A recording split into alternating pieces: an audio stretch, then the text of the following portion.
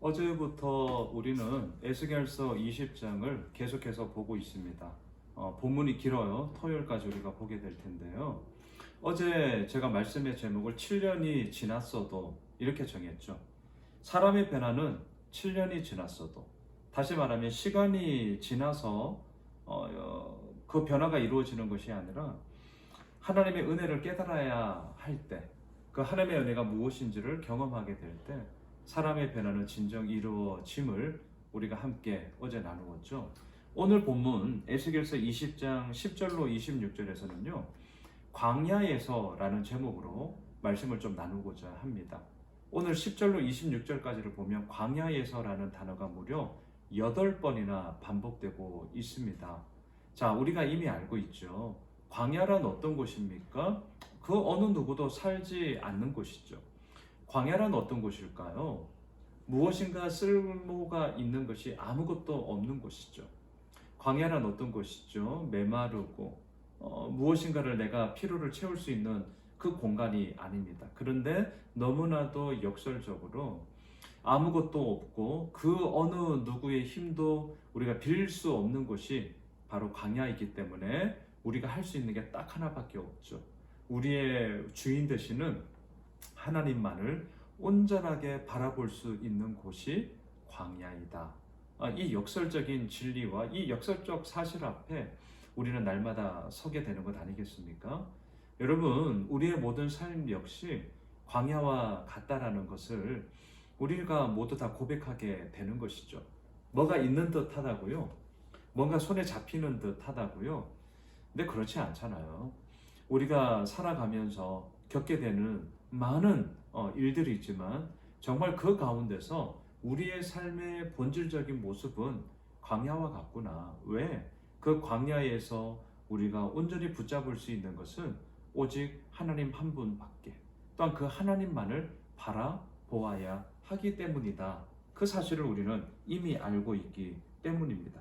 그런데요, 그 광야에서 우리가 하나님만을 바라봐야 함에도 불구하고 그러한 우리들의 시선을 빼앗는 것이 있어요. 자, 어제 본문인데요. 제가 어제 말씀을 이 부분은 좀 스킵을 했는데 7절을 한번 보시죠. 에스겔서 20장 7절.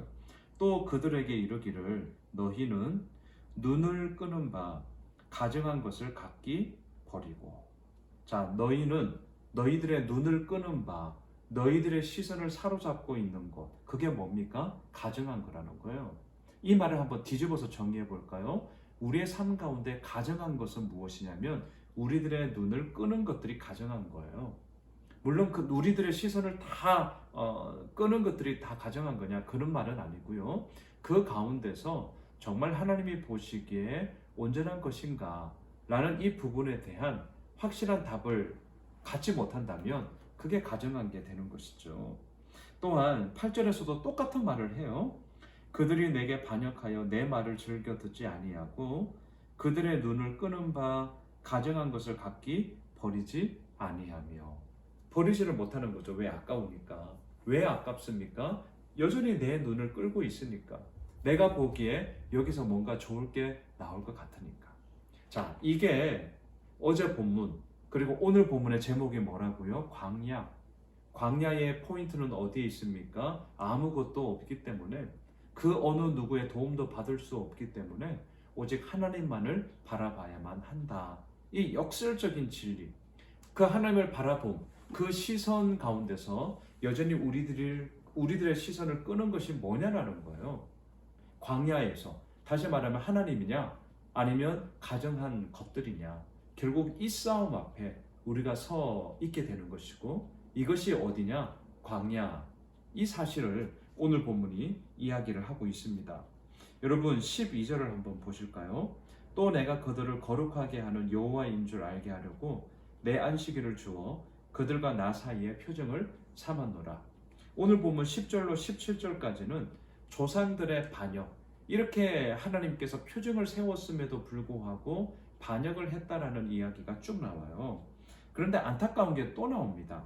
18절로 오늘 본문 22절까지를 보면 그 부모의 그 자녀, 이 말이 좋은 의미일 수도 있고 나쁜 의미가 될 수도 있는데요. 오늘 본문에서는 후자의 의미입니다.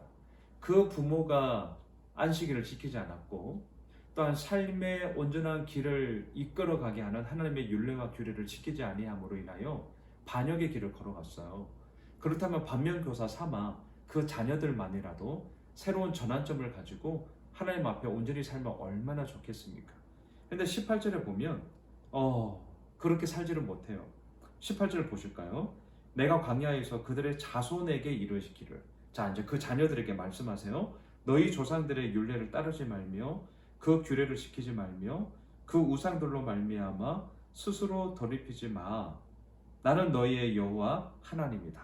자, 부모들에게 했던 말을 동일하게 해요. 근데 그 결과가 너무나 안타깝습니다. 21절. 그러나 그들의 자손이 내게 반역하여 사람이 지켜 행하면 그로 말미암아 삶을 얻을 나의 율례를 따르지 아니하며 나의 규례를 지키지 아니하였다. 너무나 안타까운 이야기입니다. 여기서 특별히 21절을 잘 보시면요, 하나님께서 우리들에게 주시는 율례와 규례에 수식어가 있어요. 그게 무엇입니까? 사람이 지켜 행하면 그로 말미암아 삶을 얻게 될, 삶을, 인생을, 우리들의 진정한 가치와 존재의 의미를 얻게 될, 이게 무엇이냐고요? 하나님의 규례와 율례예요. 우리를 속박하는 게 아닙니다. 우리를 옥죄이는 게 아니에요. 우리를 지배하는 게 아닙니다. 오히려 우리들의 삶의 삶다움을 일으키게 해주시는 너무나도 놀라운 하나님의 역사하심이 율례와 규례 가운데 있다는 사실을 거듭 말씀하고 있죠. 그런데 어떻게 됐냐고요? 그 아버지들이, 그 어머니들이 이 율례와 규례를 떠난 것처럼 너무나 안타깝게도 자녀들 역시 이 율례와 규례를 떠나버리게 되었습니다. 마지막 26절로 한번 가보시죠. 그들이 장자를 다 화제로 드리는 그 예물로 내가 그들을 더럽혔음은 그들을 멸망하게 하여 나를 여호와인 줄 알게 하려 하였습니다. 참 슬픈 이야기인데요. 하나님의 하나님 되심을 알게 하기 위하여서 하나님은 어떻게 하셨습니까? 거짓된 우상을 섬기는, 심지어는 자녀를 화제의 제물로 드리고자 하는 그 모든 자들을 멸망시킴으로 인하여 하나님의 하나님 되심을 밝히 보여주고 있습니다. 여러분, 하나님의 하나님 되심은요, 그저 좋은 것으로, 성공하는 것으로, 무엇인가를 가지는 것으로만 이루어지는 것이 아니라 오늘 본문 26절처럼 때로는 멸망으로, 때로는 심판으로, 때로는 매서운 징계로 하나님의 하나님 되심을 우리들에게 밝히 보여주기도 하시는 것이죠. 말씀을 정리하겠습니다. 오늘 제목 광야에서, 오늘 목요일을 시작을 하면서 우리의 삶이 어찌 됐는지 누가 알겠어요. 하지만 기억합시다. 광야에서 그 어느 누구도 의지할 수 없어요. 그 무엇이 다 구비되어져 있지 않습니다. 하지만 그러하기 때문에 오늘도 우리를 이끄시고 오늘도 우리와 함께 하시는 그 하나님만을 바라봅시다. 우리의 삶의 광야, 하지만 그 광야가 결코 메마름으로 끝나지 않을 겁니다. 황량함으로 끝나지 않을 겁니다. 하나님으로 인하여서 너무나도 풍성하고 너무나도 부유하고 너무나도 놀라운 그 하나님의 은혜를 우리는 맛보며 나아가게 될 것입니다. 오늘 목요일 하루도 우리 모두 힘차게 승리하며 놀라운 영광의 기쁨을 누리게 되는 복된 한 날 되시길 주님의 이름으로 축복합니다.